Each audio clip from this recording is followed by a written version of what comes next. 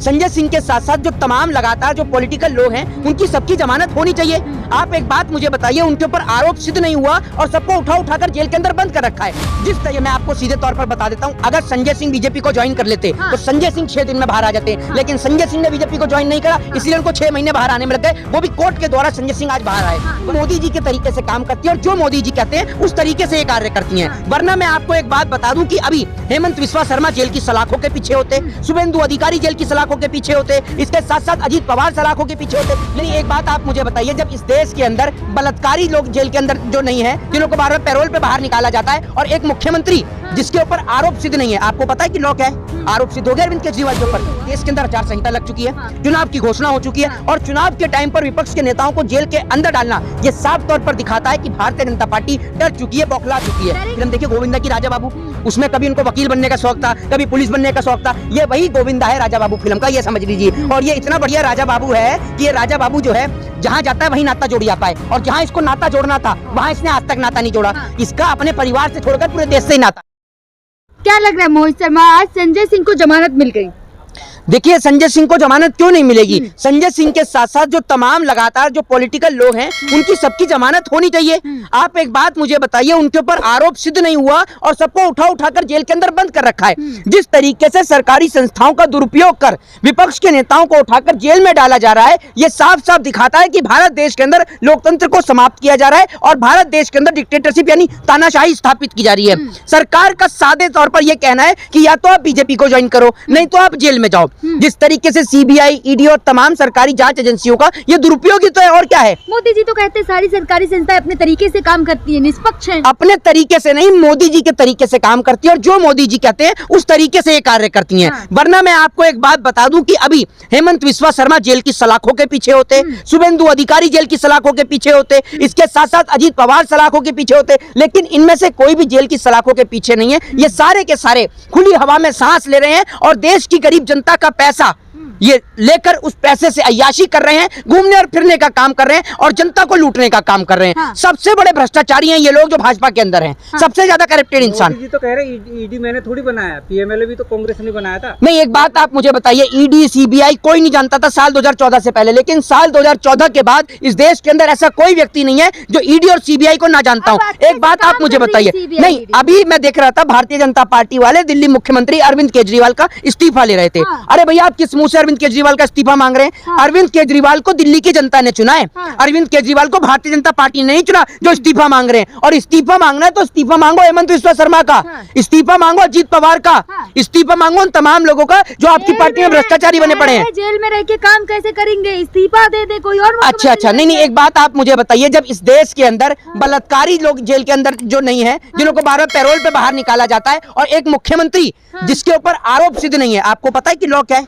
आरोप सिद्ध हो गया अरविंद केजरीवाल के ऊपर, नहीं तो फिर आप कैसे कह सकती हैं? तिहाड़ जेल भेज दिया है? तिहाड़ जेल नहीं, तिहाड़ जेल तो इस देश के अंदर तमाम गोदी मीडिया के पत्रकार भी रहते हैं, और इस देश के अंदर जेल तो सिर्फ हर दौर में जेल वही गया जिसने इस देश के लिए कुछ किया है। राजगुरु, सुखदेव, भगत सिंह, ये सब वो लोग हैं जो जेल की सलाखों के पीछे गए इस देश की आजादी के लिए, और आज वापस से देश जो है एक और आजादी की लड़ाई लड़ रहा है। ये आप समझ लीजिए, ये लड़ाई है हमारे देश के उन नेताओं से जो नेता इस देश की गरीब जनता का खून चूसने का काम कर रहे हैं। लगातार चल रहा है, क्या सुनीता केजरीवाल को मुख्यमंत्री बनाया जाए या फिर आतिशी जी? देखिए, एक बात आप मुझे बताइए, फैसला दिल्ली की जनता का है। दूसरी बात ये कि नहीं, अरविंद केजरीवाल जो है मुख्यमंत्री पद पर बने रहेंगे क्योंकि उनके ऊपर कोई भी आरोप जो है वो सिद्ध नहीं हुआ है। और दूसरी बात ये कि जिस तरीके से आप सरकारी संस्थाओं का दुरुपयोग कर दिन प्रतिदिन नेताओं को उठाकर जेल के अंदर डाल रहे हो, ये देश में तानाशाही चल रही है। क्या ये देश चल रहा है? आपने देखा नहीं, संजय सिंह को 6 महीने बाद आज जमानत मिली है। देखिए, मैं आपको सीधे तौर पर बता देता हूँ, अगर संजय सिंह बीजेपी को ज्वाइन कर लेते तो संजय सिंह 6 दिन में बाहर आ जाते, लेकिन संजय सिंह ने बीजेपी को ज्वाइन नहीं करा, इसलिए उनको 6 महीने बाहर आने में लग गए। वो भी कोर्ट के द्वारा संजय सिंह आज बाहर आए। वरना आप ये सोच लीजिए कि ये सिर्फ और सिर्फ लोगों को प्रताड़ित करने का काम, उनको जेल के अंदर डालकर शोषित करने का काम कर रहे हैं। आप ये देखिए, देश के अंदर आचार संहिता लग चुकी है, चुनाव की घोषणा हो चुकी है, और चुनाव के टाइम पर विपक्ष के नेताओं को जेल के अंदर डालना ये साफ तौर पर दिखाता है कि भारतीय जनता पार्टी डर चुकी है, बौखला चुकी है। दूसरी बात है, डरेंगे किससे? डरेंगे इस देश की जनता से। वो जेपी नड्डा जो झूठ का है अड्डा और अपने क्षेत्र में नहीं भर पा रहा गड्ढा, वो जेपी नड्डा के खुद की गाड़ी चुर गई, वो नहीं मिल पा रही उनकी। आप ये सोचिए ना, ये देश तो तब संभालेंगे जब इनका घर संभलेगा। इनकी गाड़ियां चुर रही हैं, जेपी नड्डा की दिल्ली से चुर गई, इनकी वाइफ के नाम पर है वो गाड़ी चुर गई, ठीक है। फिर दूसरी बात आप ये देखिए ना, अभी जो बीजेपी के नेता है संजीव बालियान, हाँ। वो गए वहां से, जनता ने उन्हें कैसे भगाया, उल्टे पांव भागना पड़ा। मोदी जी की रैली मैं में था, तब आपसे मेरठ में कितनी भीड़ थी, लाखों की संख्या मेरी बात में सुन लोग लीजिए, थे मेरठ में। ये सब के सब 100 और 500 वाले हैं। हाँ। ये 500 रुपए वाले हैं, वो लोग हैं ये लोग जो 80 करोड़ जनता है ना, हाँ। जो मोदी के 5 किलो राशन पर जिनता है। हाँ। आज आप इस बात से अंदाजा लगाकर देखिए कि देश के अंदर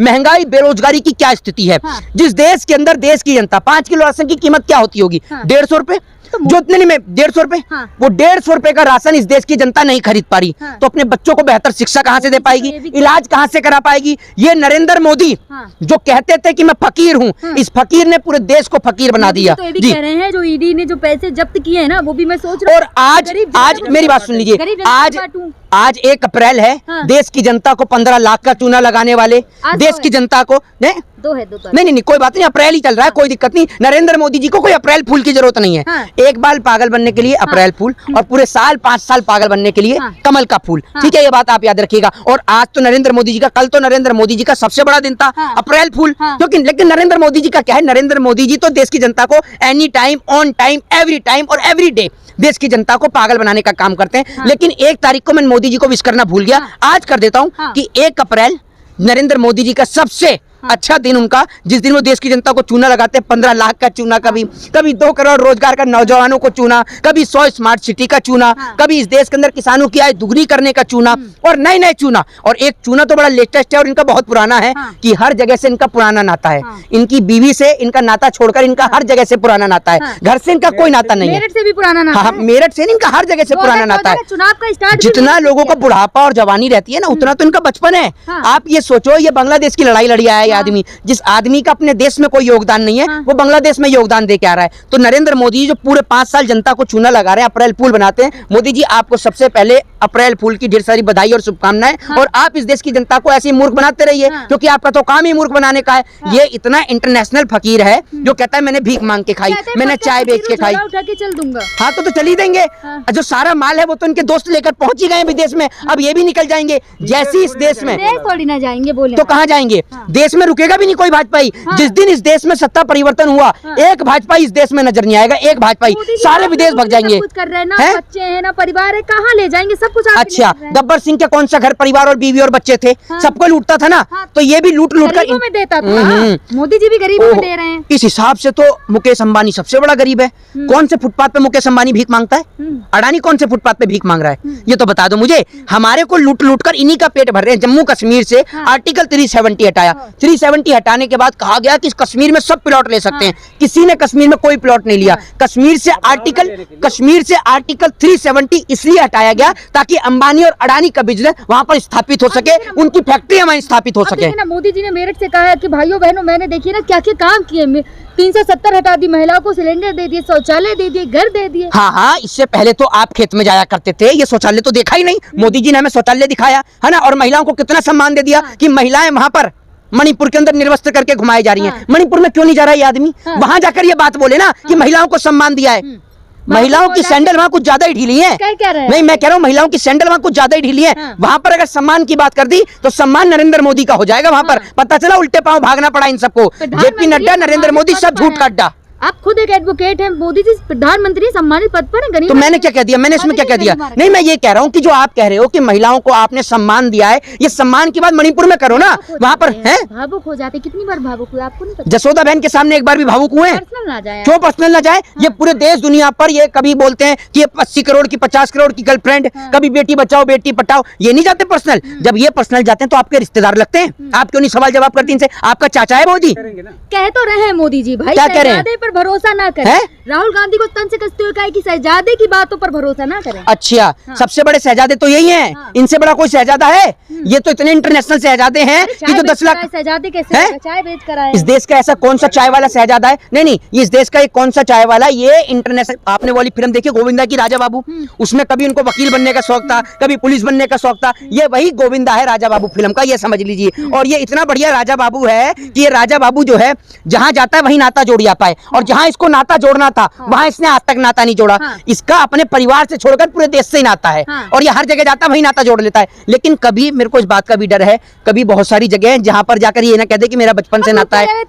नहीं, मेरे को डर है ओयो फोयो में ना जाकर कह दे, नहीं, मुझे डर है कि कहीं ओयो के होटलों के कभी ऑनर के साथ चले जाओ, वहां जाके कह दे कि ओयो से मेरा पुराना नाता है। मुझे तो इस बात का भी डर लगता है। ये प्रधानमंत्री कुछ भी कह सकते हैं। जी।